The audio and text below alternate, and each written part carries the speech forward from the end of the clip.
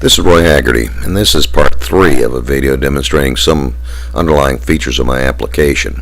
Now in part 2 I concluded with an example of pilot pay for the Boeing 777 by comparables, and noted that we would continue with some additional labor accounts in the next video.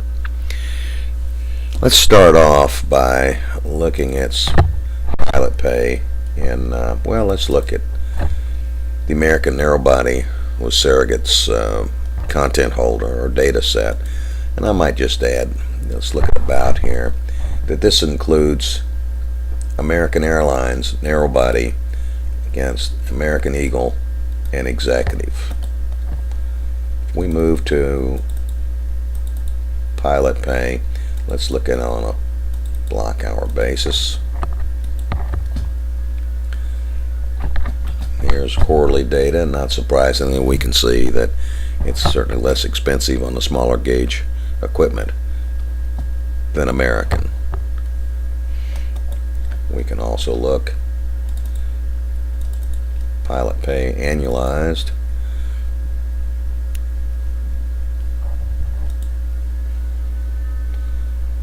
And again, we're seeing that that American pay on this narrow body at about $110,000 a year, where the Eagle is at 86.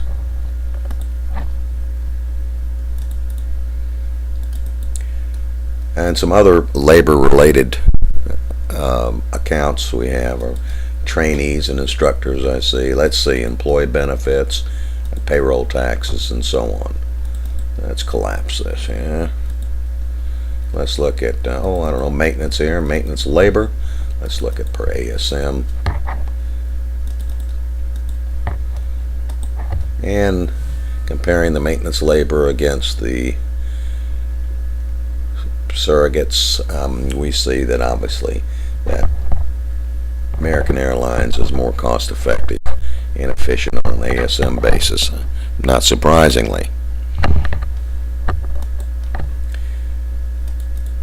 If we were to look at a per block hour basis and look at annual data here,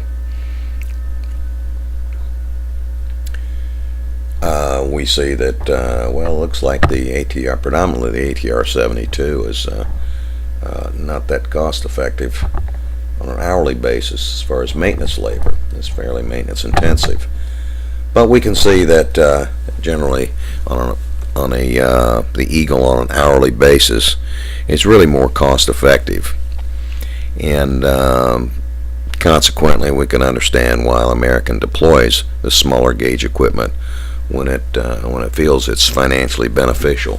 Matter of fact, we can look and see just how beneficial that is. If we move down to the income statement related, let's come to P&L metrics. I'll go to here it is, contribution, and let's just look here. This quarterly data.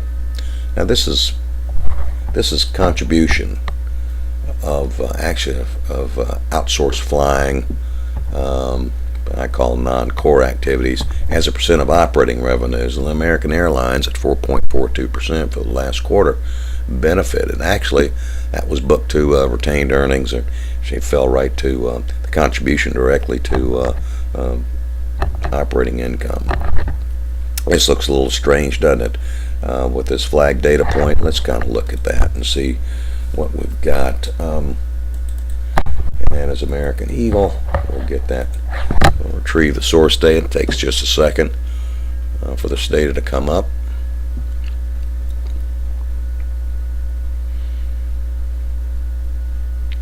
It's kind of taking its time, it looks like. There it comes. There we go. And let me just look at this flag, and here it is right here in column 6. Matter of fact, on this account, we can actually look at all accounts and see what's being flagged or detected as a possible problem, but we won't get into that now. So let's come down to that account. Okay, right here, it appears that this has been misbooked.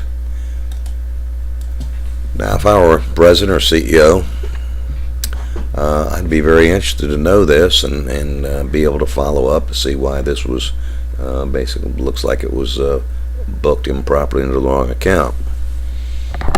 We'll close this.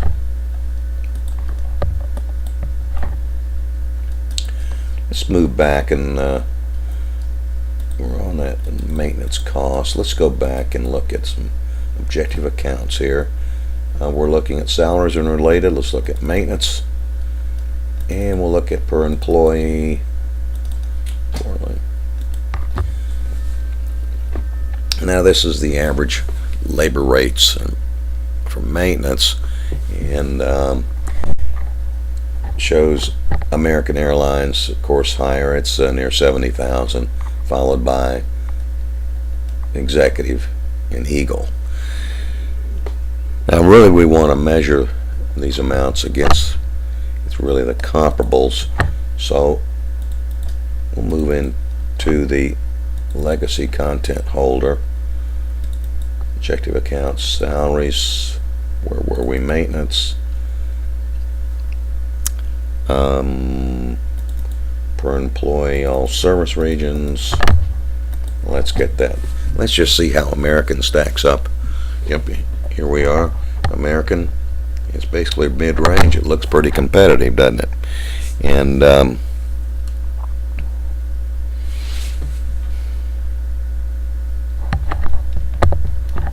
close that. For that matter, we can go ahead and look at flight personnel per employee quarterly,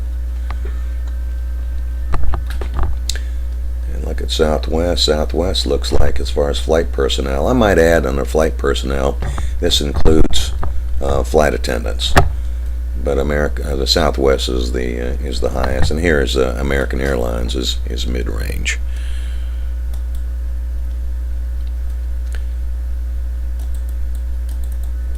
And we can also look at station operations per employee.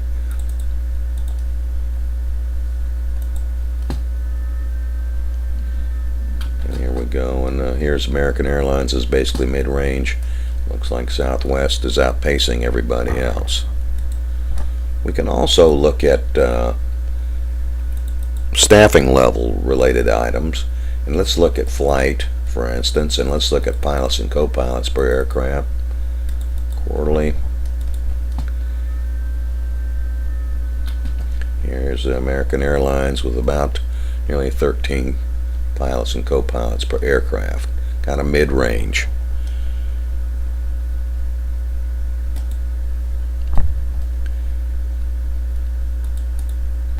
We can look at maintenance personnel per aircraft, service regions. This looks a little bit high, and we can investigate that further if we were so inclined. And we can look at station operations. Let's look at total.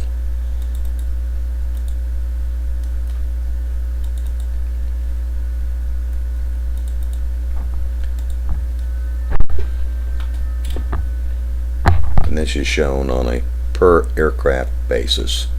There's approximately 38 employees per aircraft dedicated to